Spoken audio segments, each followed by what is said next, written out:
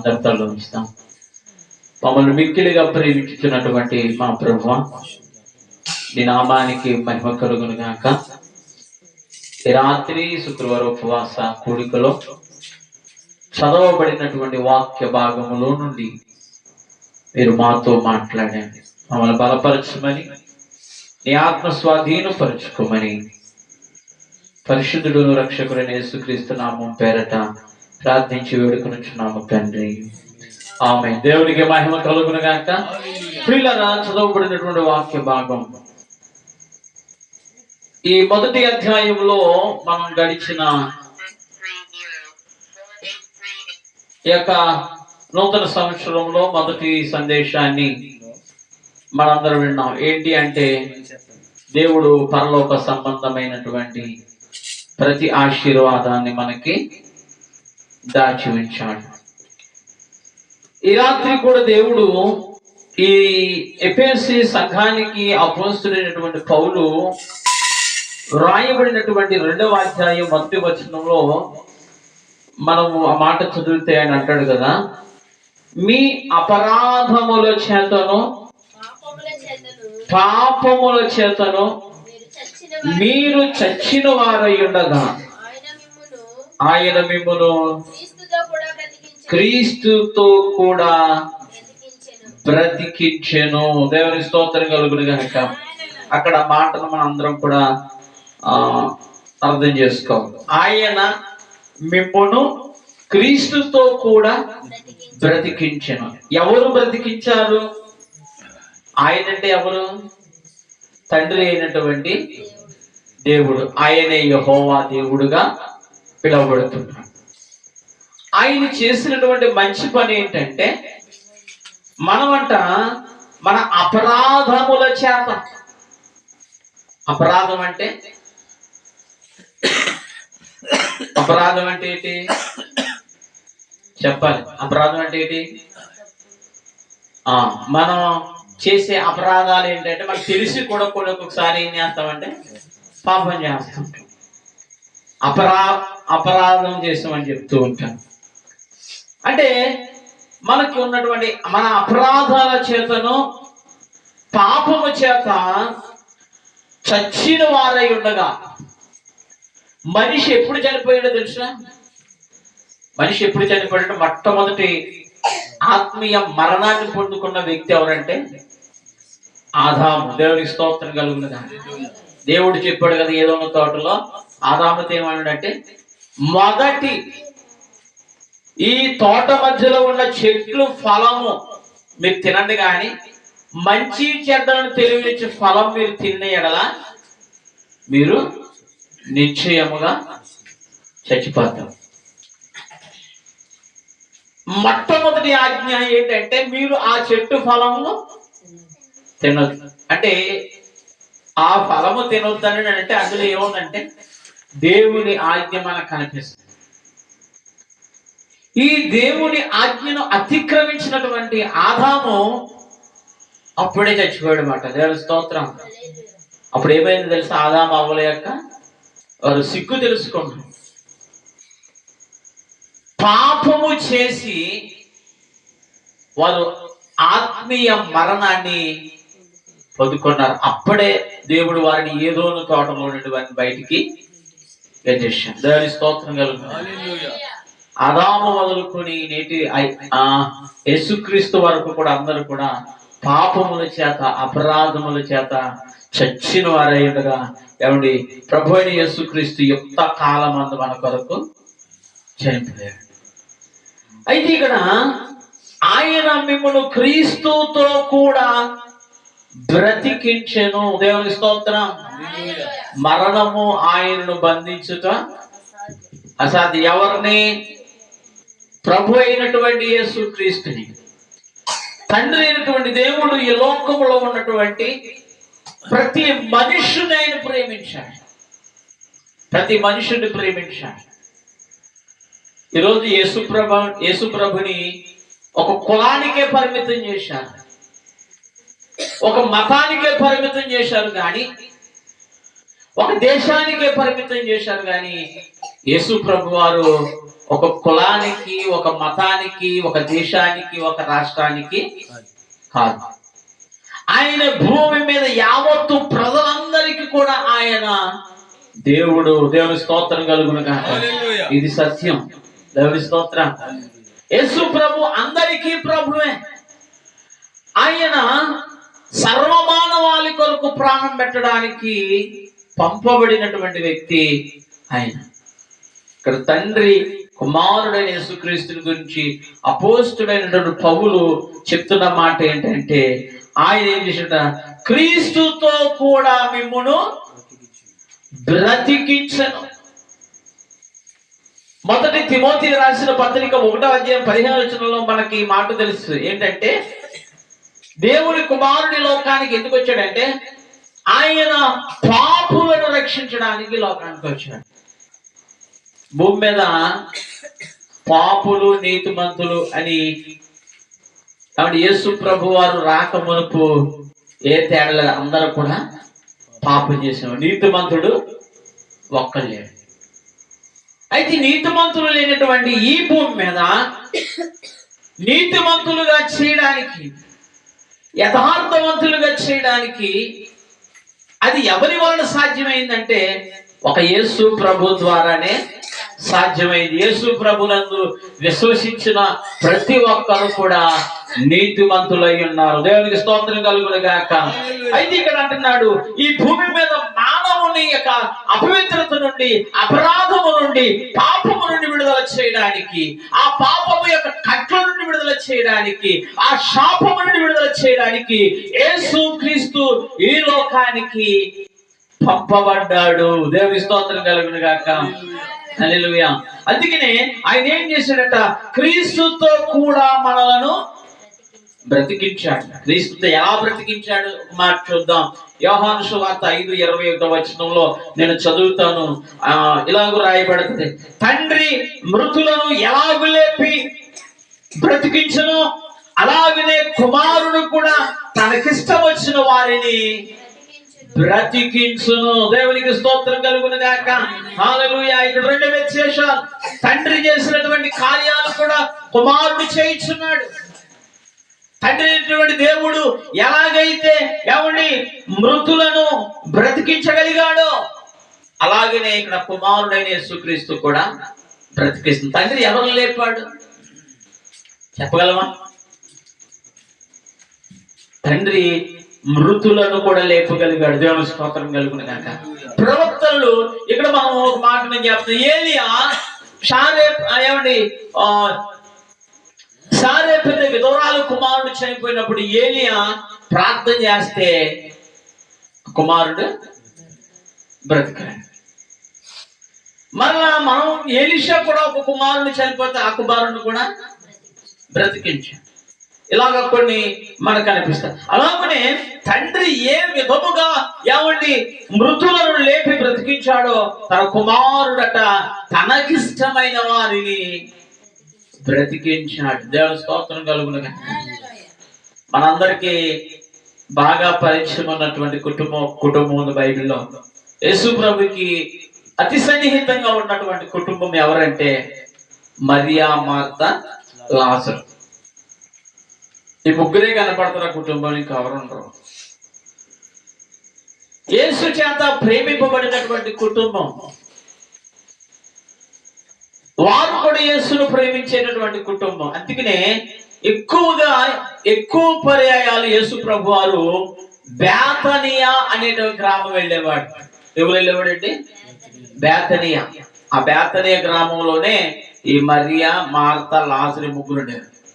యేసు ప్రభు వారు సువార్తకు వెళ్ళినటువంటి దినాల్లో ఆయన ఒక 10 రోజులైనా, ఒక వారం రోజులైనా ఎక్కడ ఉండేవాడు అంటే ఆ కుటుంబంలోనే ఉండేవారు.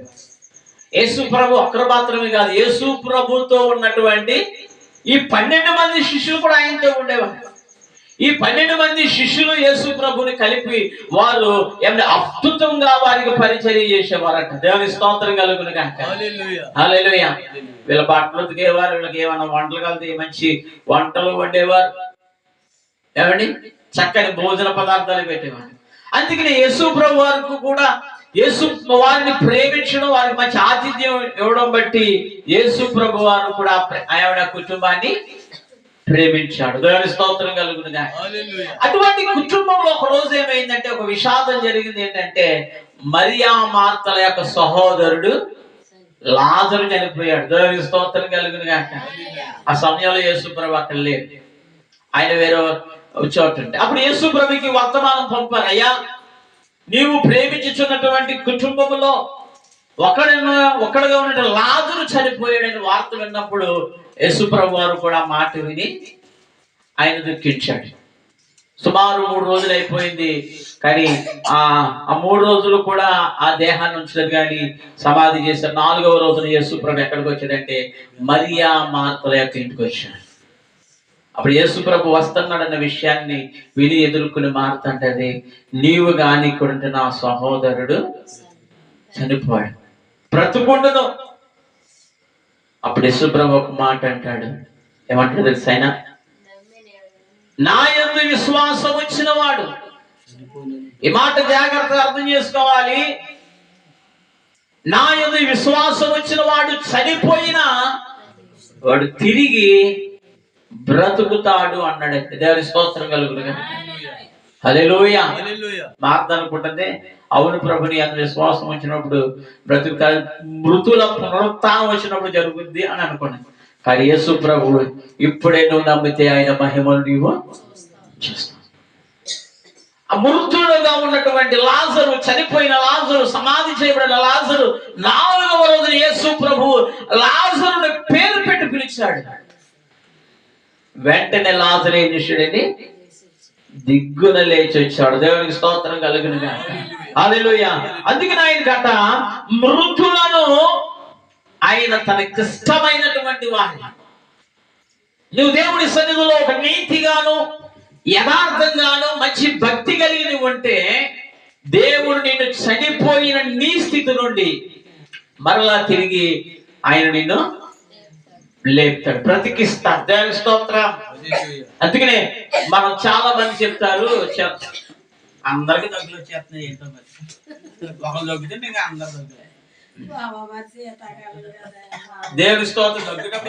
పెట్టుకోండి, చెయ్యండి పెట్టుకుంటే కొంచెం రాదు, బయటికి సౌండ్ రాదు. దగ్గు ఇలా దగ్గేస్తున్నారు, అంతా బయటకు వచ్చేది, మళ్ళీ ఇన్ఫెక్షన్ కొరకు వచ్చేది. దేవునికి స్తోత్రం కలుగునుగాక. అందుకే ఇక్కడ అంటాడు కదా, ఆయనట తనకిష్టం వచ్చిన వారిని బ్రతికిస్తాడు. మరణపు పడకల మీద నువ్వు వెళ్ళిపోయినా గాని, రోగము చేత నువ్వు మంచము పట్టినా గాని, దేవునికి ఇష్టమైతే ఆయన నిన్ను ఏం చేస్తాడంటే స్వస్థపరుస్తాడు, ఆయన నిన్ను బాగు చేస్తాడు, ఆయన మరల నిన్ను లేవనెత్తుతాడు. ఏ స్థితిలో నువ్వు పడిపోయావో మరలా అదే స్థితిలో నిన్ను నిలబెట్టి తన నామాన్ని మహిమ తెచ్చుకుంటాడు ఆయన. దేవుని స్తోత్రం కలుగునుగాక. హల్లెలూయా. కనుక యేసు చేత ప్రేమింపబడిన కుటుంబంలో లాజరు చనిపోతే లాజరు ఏమయ్యాడండి? తిరిగి లేచాడు. సర్వసాధారణంగా అందరూ చెప్పే మాట ఏంటంటే, అందరూ చెప్తారు ఈ మాట, క్రైస్తవులనే కాదు, దేవుడు నమ్ముకున్నా నమ్మకపోయినా అందరూ చెప్పే మాట ఏంటంటే, నాకు దేవుడు అంటే చాలా ఇష్టం, నాకు దేవుడు అంటే చాలా ఇష్టం. అందరూ చెప్తారు ఈ మాట. నాకు దేవుడు అంటే చాలా ఇష్టం ఏంటండి, ఎక్కడ యేసు ప్రభు బొమ్మ కనబడుతుంది అక్కడ నేను ఆయన చూసి ముద్దు పెట్టుకుంటానండి, ఎక్కడ ప్రార్థన జరుగుతుంది అక్కడ నేను వెళ్తానండి అని చెప్తూ ఉంటాను. నీవు యేసు ప్రభు ఇష్టమని నువ్వు చెప్పడం కాదు, నిన్ను గూర్చి ప్రభు అయిన యేసు క్రీస్తు నీవు నాకు ఇష్టమని ఆయన చెప్పాలి. దేవుని స్తోత్రం కలుగునుగాక. అలాగూ దేవుడు నీ గురించి సాక్ష్యం చెప్పాలని అంటే నీవు ఆయన దృష్టికి యథార్థవంతుడుగా ఉండాలి, ఆయన దృష్టికి నీవు నీతిగా ఉండాలి, ఆయన దృష్టికి నీవు మంచి కార్యాలు చేస్తూ ఉండాలి. అప్పుడు దేవుడికి ఇష్టం, అప్పుడు దేవుడు నిన్ను గురించి ఏం చేస్తాడంటే సాక్ష్యం చెప్తాడు. కనుక యేసు చేత ప్రేమింపబడిన కుటుంబంలో విషాదం జరిగింది, చాలా బాధ జరిగింది, న్యాయం లేదు, వారికి న్యాయం చేయడానికి కూడా వీలైనటువంటి పరిస్థితుల్లో యేసు ప్రభు అద్భుతమైన కార్యం ఏమిటంటే, చనిపోయిన లాజరును, సమాధి చేయబడిన లాజరును, మృత్యు లోకంలోనికి వెళ్ళిన లాజరుని దేవుడు ఏం చేశాడంటే, పేరు పెట్టు పిలవగానే అతడు లేచి వచ్చాడట. ఎంత అద్భుతం చూడండి. ఈ రాత్రి దేవుడు కూడా ఒక మాటను జ్ఞాపకం చేస్తూ ఉన్నాడు. దేవుని చేత మనము ప్రేమింపబడాలి, దేవుని చేత మనము అంగీకరింపబడాలి. ఎప్పుడైతే దేవుని దృష్టిలోనికి నువ్వు ఉంటావో, దేవుని యొక్క ఆలోచనలో నీవు ఉంటావో, దేవుని యొక్క తలంపులో నీవు ఉంటావో, అప్పుడు దేవుడు నిన్ను ఏం చేస్తాడు? పడిపోయిన నీ ప్రార్థన జీవితాన్నైనా, పడిపోయిన దూరం అయిపోయిన నీ సహవాసాన్నైనా, నీవు విశ్వాసం నుండి అవిశ్వాసంలోనికి వెళ్ళిపోయినా మరలా దేవుడు నిన్ను ఏం చేస్తాడంటే తిరిగి లేవనెత్తుతాడు. దేవుని స్తోత్రం కలుగుతుంది కాక. హల్లెలూయా. ఏమండి, అపోస్తలుల కార్యం 10వ అధ్యాయంలో మనం చూస్తే అక్కడ 10వ అధ్యాయంలో కొర్నేలి అనేటువంటి వ్యక్తి కనిపిస్తారు. ఎవరినండి? కొర్నేలి. ఈ కొర్నేలి ఎవరు అని అంటే ఒక శతాధిపతి, ఒక 100 మంది మీద అధికారం కలిగినటువంటి వాడు. అతడు ఎవరినైనా రమ్మంటే వస్తారు, వెళ్ళిపోమంటే అంటే అధికారులే కాబట్టి. అటువంటి కొర్నేలి అనేటువంటి ఒక శతాధిపతి మధ్యాహ్నం 3 గంటల సమయంలో ఏం చేస్తాడండి? ఇతను ఏకాంతంగా ప్రార్థన చేసుకుంటున్నాడు. యేసు ప్రభు అంటే తెలియదు, నిజ దేవుడు అంటే ఎవరో తెలియదు. కానీ కొర్నేలినటువంటి ఈ వ్యక్తి, అతడు యథార్థవంతుడును నీతిమంతుడై ఉండి బహుదాన ధర్మాలు చేస్తూ విధవరాలను, తల్లిదండ్రులు లేని పిల్లల పట్ల కనికరము కలిగి బహుదాన ధర్మాలు చేసినటువంటి వ్యక్తిగా ఈ కొర్నేలి కనిపిస్తున్నాడు. కానీ వాస్తవానికి కొర్నేలికి మనుషుల కంటే దేవుని మీద భక్తి ఎక్కువగా ఉంది, దేవుని భయం ఉంది. ఎక్కడ మనుషులు ఎదుటి కాదు, అంతరంగములో తన మనస్సాక్షికి తెలుసు కొర్నేలికి. కొర్నేలి యొక్క మనస్సాక్షి ఏంటంటే, దేవుడు అనేవాడు ఉన్నాడు, ఆ దైవాన్ని నేను చూడాలి. ఆ దైవ ప్రేరేపణ కలిగినటువంటి కొర్నేలి ప్రార్థన చేస్తున్నారు. ప్రార్థన అంటే దేవునితో మాట్లాడడం. మంచి పని ఎవరు చేసినా కానీ భగవంతుని ఏం చేస్తారండి? స్మరించుకుంటారు, జ్ఞాపకం తెచ్చుకుంటారు. అటువంటి దినాలలో ఈ కొర్నేలి కూడా మధ్యాహ్న వేళలో ప్రార్థన చేస్తుంటే ఈ కొర్నేలికి దేవదూత ప్రత్యక్షమయ్యింది. దేవునికి స్తోత్రం కలుగును గాక. హల్లెలూయా. ఏమండి, దేవదూత ప్రత్యక్షమయ్యింది. ఈ దేవదూత ఎక్కడి నుండి వచ్చిందంటే దేవుని యొద్ద నుండి పంపబడింది. ఎందుకు దేవుని యొద్ద నుండి పంపబడిందంటే, ఈ కొర్నేలి దేవుని దృష్టిలో దేవునికి ఇష్టమైనటువంటి వాడు. ఈ కొర్నేలి యొక్క క్రియలను చూశాడు, దేవుడు కొర్నేలి యొక్క విశ్వాసాన్ని చూశాడు, దేవుడు కొర్నేలి యొక్క ప్రార్థనను ఇష్టపడ్డాడు. అతనిలో నీతి క్రియలు ఉన్నాయి, అతనిలో భక్తి ఉంది, అతనిలో దేవుని పట్ల శ్రద్ధ ఉంది. కాబట్టి దేవుని దూత ఎప్పుడు వచ్చిందో తెలుసా? మధ్యాహ్న కాలంలో ప్రార్థన చేస్తుంటే దర్శనమును చూస్తూ ఉన్నాడు. దేవునికి స్తోత్రం కలుగును గాక. హల్లెలూయా. అందుకంటే దేవుడట, ఏమండి, దేవుడు అన్యాయస్తుడు కాదట. దేవుడట అన్యాయస్తుడు కాదు. దేవుడు ఎవరికి కూడా అన్యాయం చేయడు. ఆయన మేలు చేసేవాడు.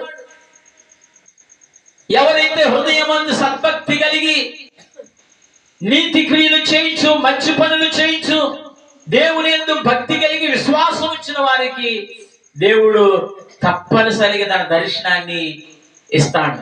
ఈ కొర్నేలు కూడా అన్యుడే. అన్యుడైన కొర్నేలికి దైవ దర్శనములు పొందుకున్నాడు, దేవుని చేత ప్రేమింపబడ్డాడు, దేవుని చేత అతడు దైవజనుడైన పేతురును పంపించినప్పుడు అతడు దైవజనుడికి విధేయత చూపించాడు. దైవజనుడు వస్తుంటే దైవజనుడు వచ్చుట మాకు మంచిది అన్న మాట పలికాడు. దైవజనుడు దేవుని చేత పంపబడిన వాడు. దైవజనుడు దేవుని యొక్క అధికారము చేత ఉండబడిన వాడు. దేవుడు పేతురుని పంపించినప్పుడు కొర్నేలి ఇంటికి వెళ్ళినప్పుడు కొర్నేలి ఇంటికి గొప్ప రక్షణ వచ్చిన దేవుని స్తోత్రం కలుగును గాక. కొర్నేలి ఎవరెవరిని ప్రేమిస్తాడో, కొర్నేలి ఎవరెవరిని ఇష్టపడ్డాడో, బంధువుల్లో గాని, స్నేహితుల్లో గాని, ఇరుగు పొరుగు వారిలో గాని, కొర్నేలికి ఇష్టమైనటువంటి వారిని, కొర్నేలితో సహవాసం ఉన్నటువంటి వారిని, కొర్నేలి ఎటువంటి స్వభావం కలిగి ఉన్నాడో అదే స్వభావం కలిగిన వ్యక్తులందరినీ ఏం చేశాడంటే తన ఇంటికి పిలిపించుకున్నాడు. దైవజనుడు వెళ్ళిన వెంటనే దేవుని వాక్యములు బోధించినప్పుడు వారందరూ కూడా మారు మనసు పొంది యేసు ప్రభుని సొంత రక్షకునిగా అంగీకరించాడు. దేవునికి స్తోత్రం కలుగుతుంది.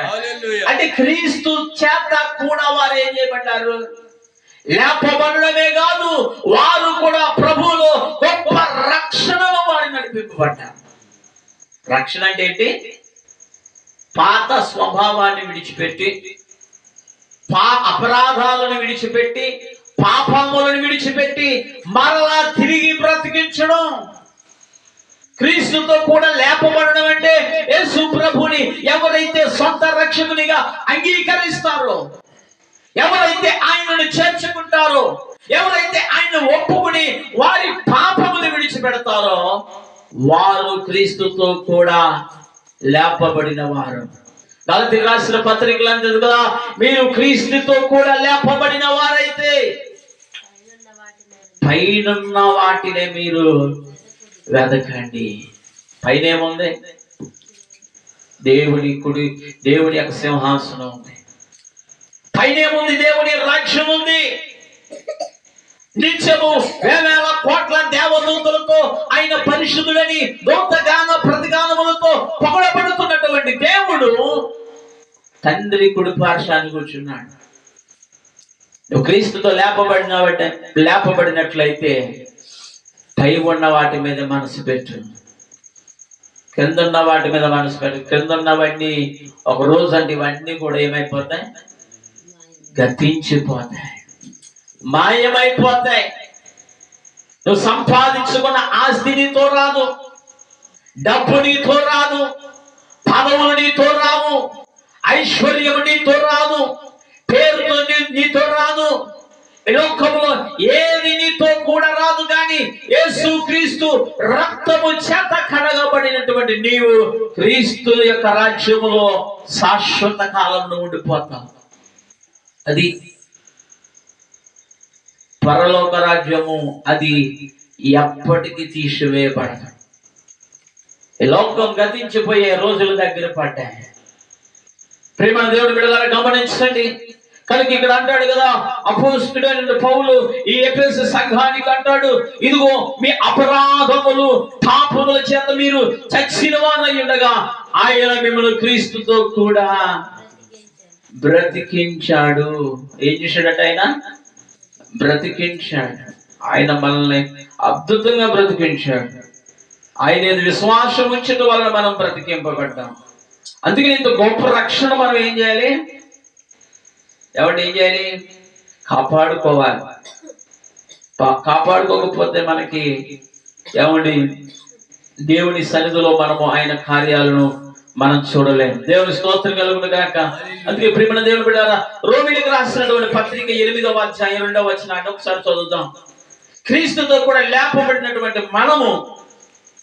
మనలో కూడా క్రీస్తు యేసునందు ఉన్నటువంటి జీవమునిచ్చు ఆత్మ యొక్క నియమము ఎవరి మనల్ని ఏం చేస్తుందో చూద్దాం. మాట చదువుదాం. 8:2 రోమీయులకు రాసిన పత్రిక 8:2 చదువుదాం. క్రీస్తు యేసునందు జీవమునిచ్చు ఆత్మ యొక్క నియమము పాప మరణముల నియమము నుండి నిన్ను విడిపించను. ఎట్లనగా ధర్మశాస్త్రము దేనిని చేయజాలకపోయెను, దానిని దేవుడు చేసెను. దేవునికి స్తోత్రం కలుగును గాక. హల్లెలూయా. ప్రియమైన దేవుని బిడ్డలారా, ఇక్కడ యేసుక్రీస్తునందున్న జీవమునిచ్చు ఆత్మ యొక్క నియమం ఏం చేసిందంటే మనల్ని పాపమనే నియమము నుండి మనల్ని తప్పించింది, మరణము నుండి మనం తప్పించింది.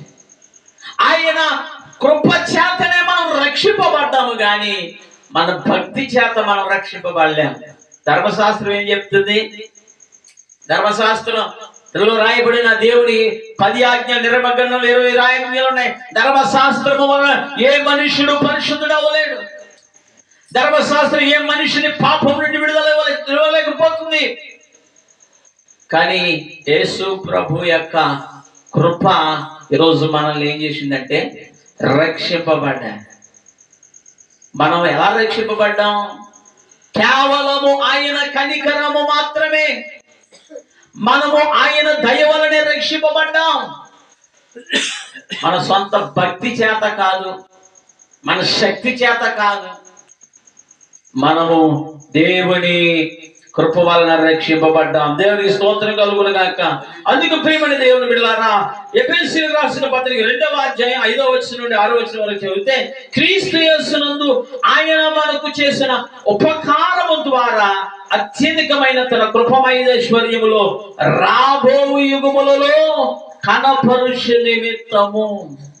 అంత గొప్ప అద్భుతమండి. ఆయన కృపమైశ్వర్యము చెప్పున మనం బ్రతికించాడు.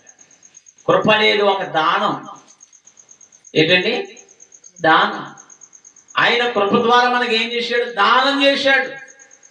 ఆయనే మన కొరకు ఒక దానం, బలియాగమైపోయాడు మన కొరకు. ఎందుకంటే మన పాపము నుండి మన మీద మోపబడినటువంటి అపరాధ భావం, మన మీద మోపబడిన పాపము, మన మీద మోపబడిన దోషములు, అతిక్రమములు ఇవన్నీ తీసివేయబడాలి అంటే ఒక పరిశుద్ధుడైనటువంటి మనుషుడు కావాలి ఈ భూమి మీద. ఆయనే ప్రభు అయినటువంటి యేసుక్రీస్తు. కాబట్టి ఆయన వలన మనం ఈరోజు గొప్ప రక్షణ మనం పొందుకున్నాం. కనుక మాటలను ముగిస్తూ ఉన్నాను. ప్రేమ దేవుని బిడ్డలారా, ఆయన ఏం చేశాడంటే, తండ్రి అయిన దేవుడు లోకాన్ని ప్రేమించాడు. ఆ ప్రేమను మాటలతో ఆయన సరిపెట్టలేదు, కానీ ఆయన క్రియల ద్వారా తన ఏకైక కుమారుడైనటువంటి యేసుక్రీస్తుని లోకానికి పంపించాడు. మాటలకి పనులకి చాలా మనిషి ఎదుటిగా కనబడితే చాలా మాటలు వస్తాయి, తర్వాత ఆ మాటలు తగ్గ క్రియలు ఉండాలి. ప్రియమైన దేవుని పిల్లల, దేవుని సన్నిధిలో మనం ఎలా ఉండాలంటే, ఉంటే వెచ్చగైనా ఉండు, లేకపోతే చల్లగైనా ఉండు. నులివెచ్చని స్థితి నువ్వు కలిగి ఉంటే నీ మీద ఉమ్మి వేసేది మనుషులు కాదు. ఎవరు వేస్తారు? దేవుడే నీ మీద ఉమ్మి వేస్తాడు. ఉమ్మి వేయడం అంటే అవమానం. ఎంత అవమానమో తెలుసా? ఒక ఆదివారం వచ్చిందంటే నీ అంత పరిశుద్ధురాలు ఇంకెవరు ఉండరు, నీ అంత పరిశుద్ధుడు ఇంకెవడు ఉండవు. కానీ మిగతా రోజులన్నీ కూడా నీ యొక్క జీవిత విధానం దేవుడికి తెలుసు. అందుకనే దేవుడు అంటున్నాడు, ఉంటే వెచ్చగైనా ఉండు, లేకపోతే చల్లగా నువ్వు వెచ్చని స్థితి నువ్వు కలిగి ఉంటే ఆయన నోట నుండి ఉమ్మి వేయబడతాయి. ఇందుని గురించి ప్రభు అంటాడు కదా, ప్రభువా ప్రభు అని పిలిచి ప్రతివాడు పరలోక రాజ్యంలోనికి వెళ్ళడు, గాని దేవుని యొక్క చిత్తముని ఎరిగి ఎవరైతే చేస్తారో వారు మాత్రమే దేవుని రాజ్యంలోనికి వెళతారు. కనుక దేవుని రాజ్యం శాశ్వతమైనటువంటిది. మొదటి మనుషుడైన ఆదాము చేసిన పాపం వలన ఏదోను తోట నుండి పంపివేయబడ్డాడు. అపరాధము చేత వెళ్ళిపోయాడు, పాపము చేత వెళ్ళిపోయాడు. అదే మనుషుణ్ణి మరలా యేసుక్రీస్తు ప్రభువు వారి లోకానికి వచ్చి దేవునికి మనుషునికి దూరము ఉన్న సహవాసాన్ని మరలా తండ్రితో సమాధానపరచడానికి యుక్తకాలమందు క్రీస్తు మన కొరకు చనిపోయి మరలా మన అందరిని ఎవరితో సహవాసంలో తీసుకొచ్చాడంటే తండ్రితో మరలా ఏదోను అనుభవములోనికి. ఈరోజు సంఘము ఏదో ఒక తోట, ఈ సంఘము ఈరోజు ఏదో నేను వనము, ఆ వనములో దేవుడి నీతో నాతో మాట్లాడుతున్నాడంటే ఇది గొప్ప అద్భుతం. దేవుని స్తోత్రం కలుగును కనుక ప్రతిరోజు వచ్చేవాడట ఆయన, ప్రతిరోజు ప్రతి చల్లపూట వచ్చి మాట్లాడేవాడు ఆ తోటలో. ఈ రోజు కూడా దేవుడు ఆయన సేవకుల ద్వారా దేవుడు మనందరితో మాట్లాడుతున్నాడు.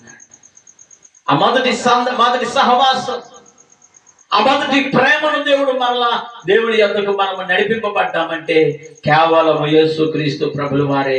కానీ యేసుక్రీస్తుని కలిగిన వారు గొప్పవారు, యేసుక్రీస్తుని కలిగిన వారు గొప్ప ధనవంతులు, యేసుక్రీస్తుని కలిగిన వారు ఏమండి ఈ లోకంలోనే గొప్పవారు. ఇంకా వారిని మించిన వారు ఎవరు లేరన్నమాట.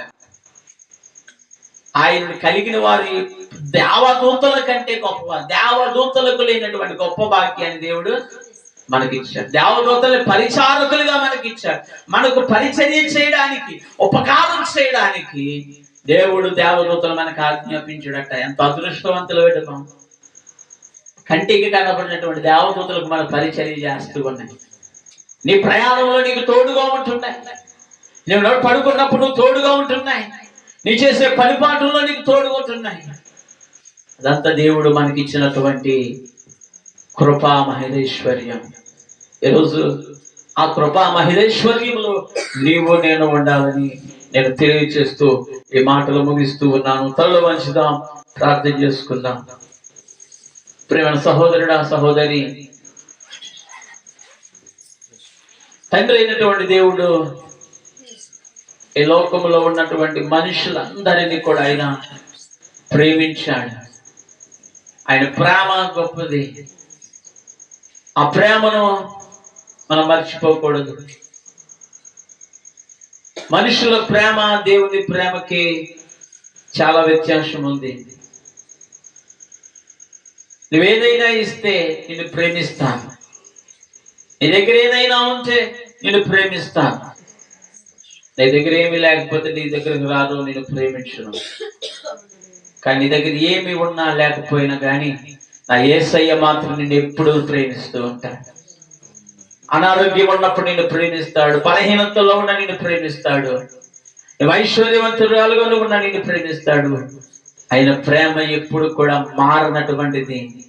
ఆయన ప్రేమ శాశ్వతమైనటువంటి ప్రేమ. నువ్వన్నా దేవునికి దూరం అయిపోవలేమో కానీ ఆయన మాత్రం నీకు దూరం ఇవ్వడం. అందుకనే మనము ఆయన కృప వలని మనం రక్షింపబడ్డాం. ఈ మాటలు నువ్వు నమ్మినట్లయితే ఒక్క మాట నువ్వు చెప్పు, ప్రభువా నీకు నేను వందనాలయ్యా, నేను నీకు కృతజ్ఞతుడనయ్యా, ఏమిచ్చి నీ రుణం తీర్చుకోలేనయ్యా. అయ్యా, చచ్చిన స్థితిలో, పాపపు స్థితిలో ఉండగా నా కొరకు నువ్వు చనిపోయావయ్యా, నా కొరకు నువ్వు మరణించావు, తిరిగి నన్ను బ్రతికించావయ్యా, నీకు వందనాలు నాయన, నీకు వందనాలు తండ్రి అని ప్రతి ఒక్కరు కూడా చెప్దాం. దేవుని స్తుతించు, నోరు తెరిచి. నేను ఎంతైనా నీకు కృతజ్ఞతరాలునయ్యా, కృతజ్ఞతుడనయ్యా. నాలో ఏ మంచి ఉందయ్యా, అయ్యా నన్ను బ్రతికించావు నాయన, నీ రక్తం చేత కడిగావు నాయన, నా అపరాధాన్ని నా పాపాన్ని కొట్టివేసినటువంటి దేవుడు. అయ్యా నీకే వందనాలు నాయన, నీకే స్తోత్రాలు. హల్లెలూయా, హల్లెలూయా, హల్లెలూయా, హల్లెలూయా. అందరూ కూడా ప్రార్థనలో జ్ఞాపకం చేసుకోండి. కాకినాడ ప్రాంతంలో ఒక దైవజనుడు జాన్ ప్రశాంత్ అనే, జాన్ సురేష్ అనే అయ్యగారికి రేపటి దినాన్ని ఓపెన్ హార్ట్ సర్జరీ చేస్తూ ఉన్నారు. వారి దైవజనుడికి ధైర్యం దేవుడిచ్చేలాగున, ఆ కుటుంబానికి ఓ దేవుడి వాదార్చేలాగున ఆ దైవజనుడికి ప్రార్థనలో జ్ఞాపకం చేసుకోండి. ఈ రాత్రి ఈ దేవుని సన్నిధిలో ప్రార్థించు. నీ ప్రార్థన ఇతరులకు మేలు కలగాలి. నువ్వు చేసే ప్రార్థన ఇతరులకు దీవెనగా మారాలి. నువ్వు చేసే ప్రార్థన ప్రతి కుటుంబం కట్టబడాలి. మాటలు మర్చిపోవద్దు. ప్రార్థన చేసుకుందాం. మహాపరిశుద్ధుడు, మహాగణుడు, మహోన్నతుడు వెళుతండి, నీ ఘనమైన శ్రేష్టమైన నీ నామమును బట్టి నీకు వేలాది వందనాలు తండ్రి. నువ్వు మార్పు లేనటువంటి వాడవు, నిన్న నేడు నిరంతరం ఏకరీతిగా ఉన్నటువంటి దేవుడవు ప్రభువా.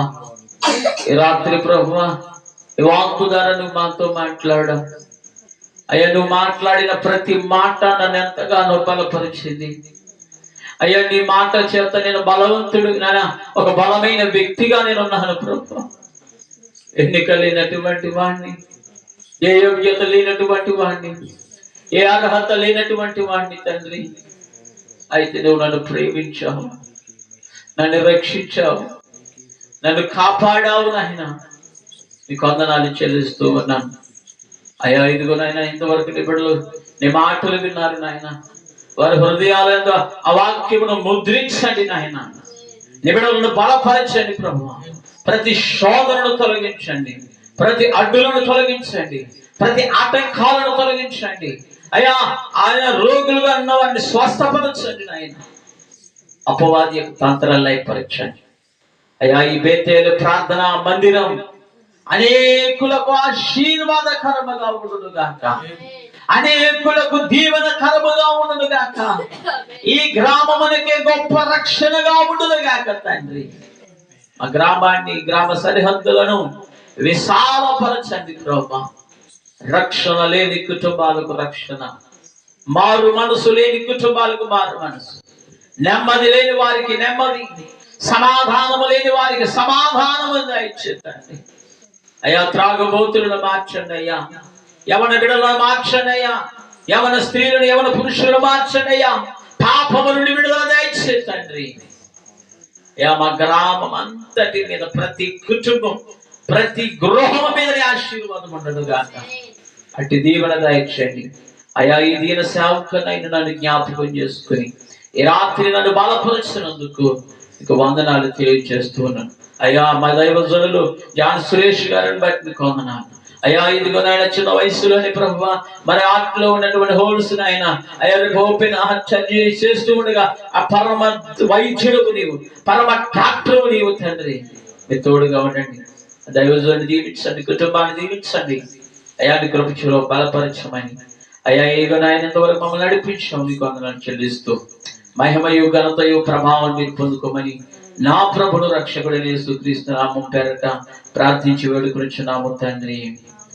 ఆమేన్, ఆమేన్. మీ అందరికి కూడా ప్రభు పేరట వందనాలు తెలియజేస్తున్నాను. దేవుడు మిమ్మల్ని, మీ కుటుంబాలను దేవుడు దీవించి ఆశీర్వదించును గాక.